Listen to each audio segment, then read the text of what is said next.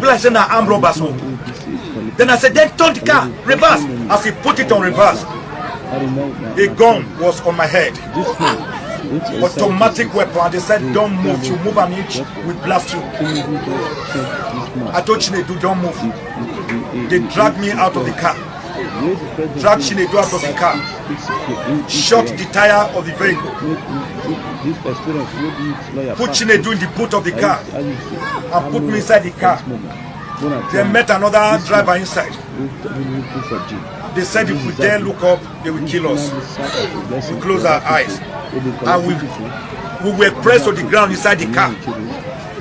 As we were pressed down, I heard them say, oh, police, police, police, police. Then one of them said, no retreat, no surrender, let's meet them.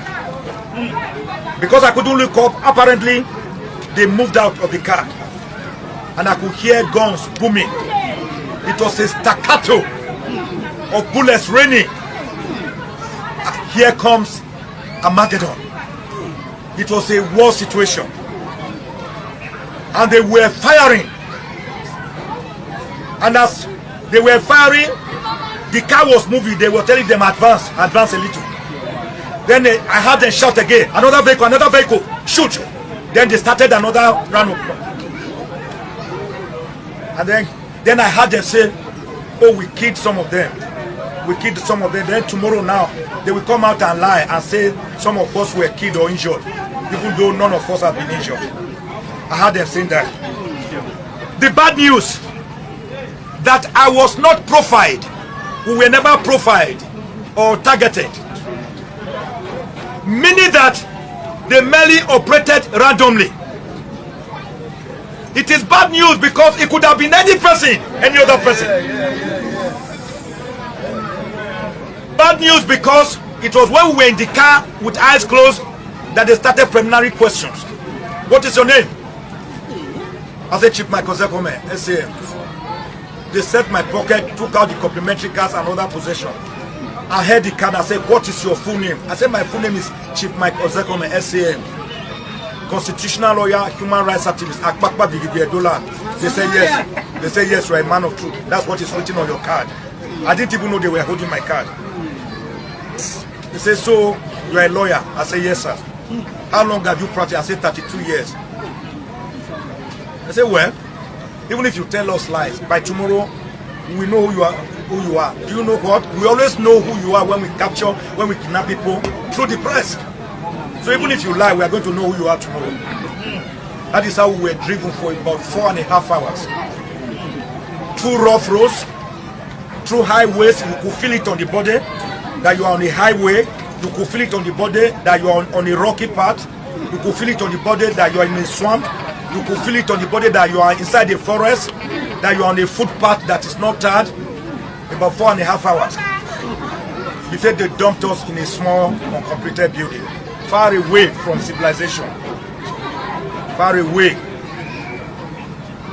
And it was 24 hours guard. Fellow Nigerians.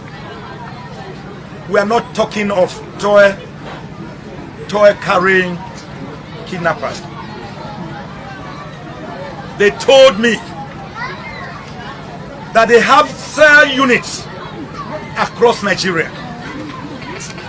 They reminded me, didn't you see that a footballer's father was captured in Jos and taken to Kano? Didn't you hear of the white people, white men who were killed in Birnin-Kebbi and Bauchi and Kano? Didn't you hear of the deputy governor of Anambra State that was executed? They started mentioning them. That they are everywhere. So I asked them, how did you know me then? Why did you come for me? They said, we didn't know you.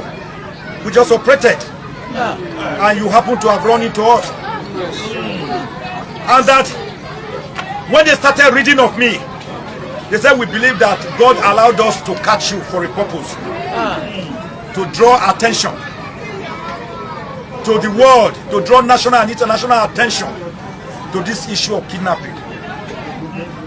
They were even advising me that I should not blame God, I should glorify God. That the things they have been reading of me, about me, shows that attention is being drawn to this issue of kidnapping. Then, of course, all of them are always hooded and masked, so you cannot know or recognize anybody. Because even though they are hooded and masked, even when they are talking to you, whether in the afternoon or in the night, you must still close your eyes. If you don't close your eyes, you'll be in trouble. The death sentence was always hanging on us 24 hours a day.